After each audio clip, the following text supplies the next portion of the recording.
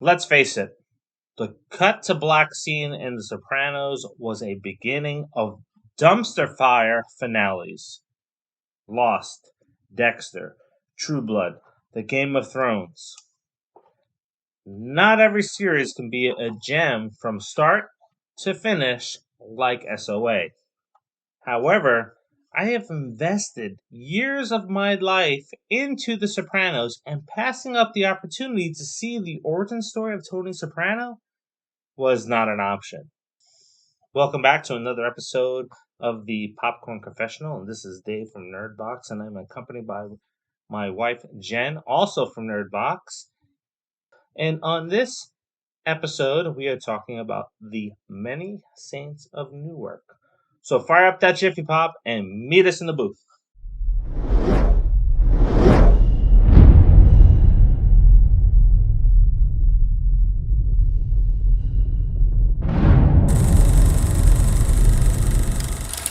Despite what you've seen in the trailer, The Many Saints of Newark is the story of Christopher Moltisante's father, Dickie Moltisanti. Saints follows the story of Tony Soprano's uncle's rise to power, while his young nephew, Tony, who idolizes him, watches. This is yet another movie that is not advertised correctly. Yeah.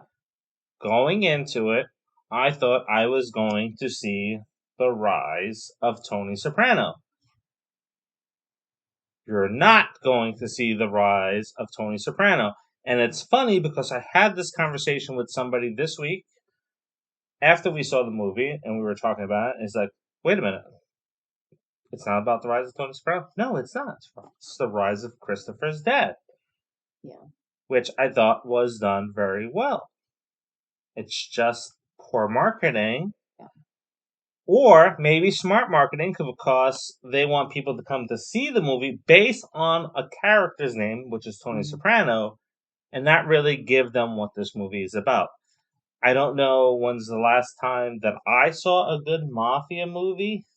I'm sorry, The Irishman. Too long, and even if I broke it up into two parts, it is not that good. No. I think we're just that desperate for a good mob movie. It's been a while. I can't think of anything that pops out in my head. Not anything within the last decade, I don't think, honestly. No, not at all. I think it's been a long time since we had something really good. For me, my favorite mob movies is not The Godfather. Not mine either. It's not Scarface. Nope.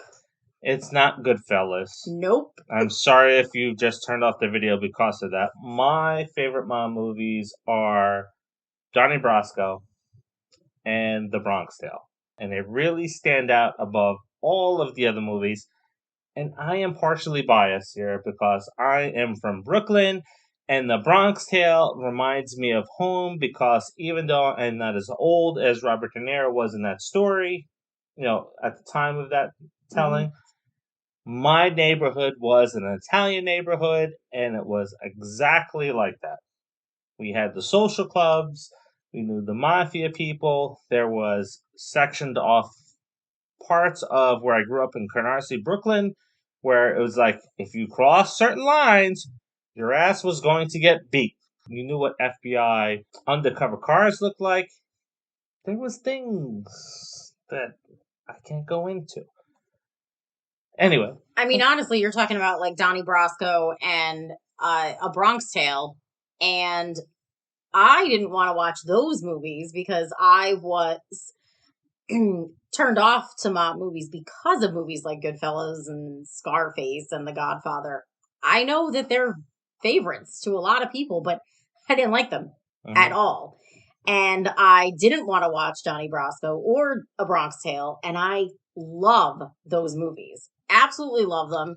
So as we were saying here, this is a story about Dickie Moltisanti, and I was thrown off guard with the introduction of that movie because you're going through a cemetery and you're hearing Christopher, which was nice to hear.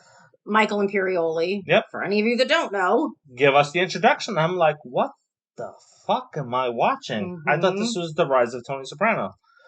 And it wasn't. And he kind of lays it out in the beginning and kind of fades into the background until the middle of the movie, and we just get to watch the story play out. And it was done very well. I guess one of the biggest things why it wasn't like the rise of Tony Soprano is because when the movie starts, Tony's a boy. He's like 9 or 10. And then we get to like his teenage years. He's in high school, and that role is played by Michael Gandolfini, who is James Gandolfini's real life son. Obviously, that's why it's not the rise of Tony Soprano, because he's still young, right? Yeah. And he's not supposed to be like the mob guy, and he's not. I mean, he idolizes those guys, but he also doesn't want to get in trouble because he wants to get a scholarship for playing football. Yeah. The way this movie was laid out, probably the studios and the execs were like, "Hey, let's set this up so we can have a sequel." That's what I think. Yeah. Or a spin-off TV series. It's going to be one of the two. We think that it'll probably be one of the two, and that's the way they set it up. The way this movie runs is, you're going through the typical mob life. You have your characters, you have your social club. They're going through the routines. It was very well acted. And for a movie that has Vera Farmiga and John Bernthal not to be the main focal points, yes, but, side characters that kind of, pick up the movie in spots where maybe it needs to be done. This movie was solid across the board with all of the actors, including a young Tony Soprano. Yeah. And I would have to say that the same goes for Ray Liotta. Let's not forget that he is also a huge actor. But again, he was a supporting role in this. So, and it was kind of really refreshing to see these three really big actors play supporting roles, and it worked. Yeah. As bad as The Sopranos ended, by the time this movie ended, I wanted to go watch the Sopranos series all over again because it renewed my interest in that series. This was focused on story and character development, like the beginning of The Sopranos was. Yeah. Interesting fact, the film is called The Many Saints of Newark because it revolves around Dickie Moltisanti, Christopher Moltisanti's father. In English, Moltisanti translates as many saints. Cool. Yeah. Thought that was interesting. It is interesting. And also, Michael Gandolfini actually had to do a lot of retakes on his lines because he was too much like his father. And listen, he's not supposed to be a mobster yet. He's just supposed to be a teenager. If you have that swagger, you have it from a young age. But they didn't want him to sound like he was like this tough mobster guy who's going to go out and kill people. And that's where the marketing, I think, was done bad because they didn't want him to have him do this, but then that's what they highlighted in the trailers. Well, yeah, because I mean the scene of him coming out of the phone booth it's like him coming out of the phone booth, and then they also showed him with his Uncle Dickie with the stolen products. So, I mean, yes, it was marketed wrong. We know that. Don't have a character downplay something that's natural for them, and then highlight it in trailers to fool people into going to see the movie. Let's move on. What's your rating? Because I'm getting aggravated now. Because you have it or you don't have it, and whatever. Okay, but that's good going forward. If they do something more with this movie, that's great. Because he's going to fall right into that role perfectly. Yeah. Please go and see it. Definitely. So we get a sequel or a TV series follow-up to it. Because if this is one and done, I'm going to be mad and screw HBO. Go ahead. What's your rating? Studios. I'm going to rate this movie an A. The bar for me, like I said, is Donnie Brasco and The Bronx Tale. It's not as good as those movies, so I am going with a B+.